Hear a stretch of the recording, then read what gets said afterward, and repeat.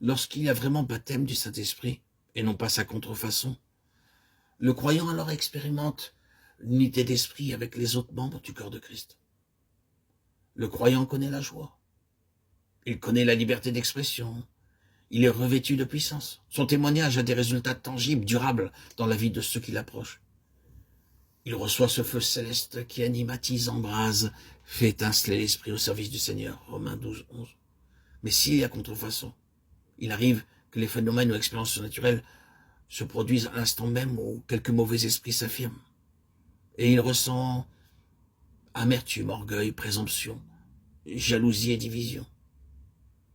Ceci prouve que les susdites expériences ne peuvent pas procéder de l'esprit ou que l'esprit n'est plus en communion avec le Saint-Esprit. Ou enfin, que le Saint-Esprit ne peut plus faire croître les purs fruits de l'esprit.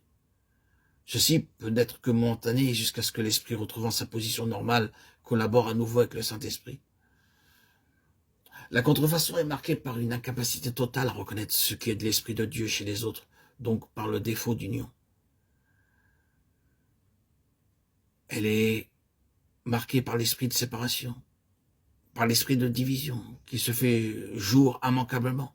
L'une et l'autre chose sont en désaccord avec l'enseignement des Écritures sur l'unité du corps de Christ. 1 Corinthiens 12 nous montre que le même esprit qui agit en chacun des membres fait régner entre eux l'harmonie.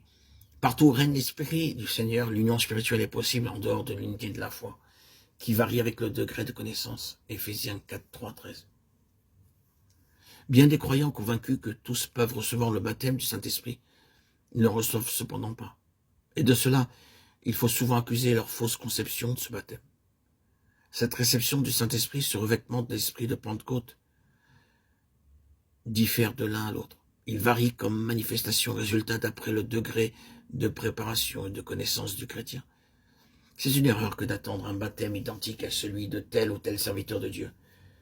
Il arrive aussi que le chrétien est perplexe, parce qu'il a entendu dire sur ce baptême les choses les plus diverses. Il se demande que croire. Idées préconçues et perplexité empêchent la collaboration nécessaire avec le Saint-Esprit.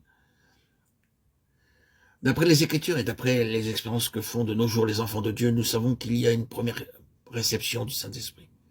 Les disciples reçurent d'abord au soir de Pâques. Il y a certaines conditions à remplir pour cette réception initiale. Rejeter absolument tout péché conscient connu. Croire de façon inébranlable à la vertu du sang de Christ pour purifier de tout péché. 1 Jean 1, 9. Obéir dans la mesure de la lumière acquise en lisant la parole de Dieu. Se donner à Dieu sans restriction, ne plus s'attacher à rien, ne plus rien garder par-devers soi qui ne soit selon lui. Le chrétien qui s'est mis d'accord avec Dieu sur tous ces points, saisit par la foi le don du Saint-Esprit. De même qu'autrefois, il avait accepté par la foi le salut qui est en Christ et saisi ainsi la vie éternelle. La seule volonté suffit pour l'accomplissement de toutes ces conditions. Que le croyant ne compte pas sur des émotions, sur des sentiments conscients d'aucune sorte.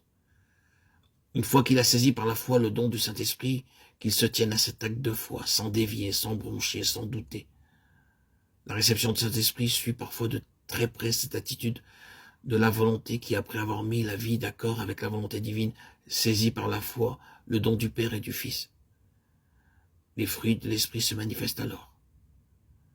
Galates 5, 22.